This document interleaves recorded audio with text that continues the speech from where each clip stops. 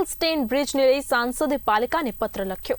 સુરતના સાંસદ મુકેશ દલાલે પાલિકાને પત્ર લખ્યો છે। બ્રિજ પર સેફટી જાળી લગાડવા બાબતે પત્ર લખ્યો।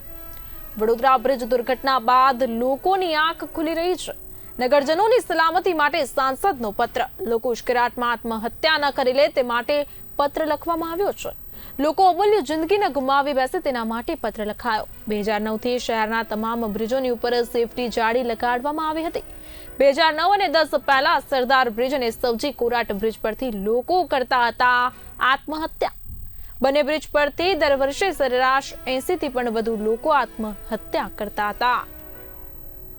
2009-10 હું જ્યારે સ્થાયી સમિતિ ચેરમેન હતો તે દિવસોમાં સરદાર બ્રિજ પરથી દર વર્ષે લગભગ સરેરાશ 90 થી 100 લોકો અને સૌજી કોરાટ બ્રિજ પરથી સરેરાશ 70-80 લોકો આત્મહત્યા કરતા હતા।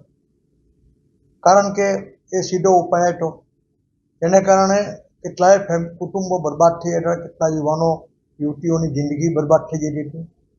ત્યારે મેં સર્વપ્રથમ નેટ અહીં સરદાર બ્રિજ પર લગાવવાનું સૂચન મેં મ્યુનિસિપલ કમિશનરશ્રીને કર્યું હતું। ત્યારબાદ જેટલો નદીનો પટ છે એટલા ભાગમાં સરદાર બ્રિજ પર એ નદી એ લાગી ગઈ નેટ, સેફ્ટી નેટ લાગ્યા બાદ તરત જ એનું પરિણામ એ આવ્યું કે આત્મહત્યાનું પ્રમાણ 0 થઈ ગયું। તે પરિણામ જોઈને તાત્કાલિક પછી જેટલા પણ બ્રિજ છે એમાં સૌજી કોરાટ બ્રિજને સેકન્ડ પ્રાયોરિટીમાં લઈને સૌજી કોરાટ બ્રિજ પરથી પણ આ નેટ લગાવવામાં આવી। સૌજી કોરાટ બ્રિજ પર પણ આત્મહત્યાનું પ્રમાણ 0 થયું।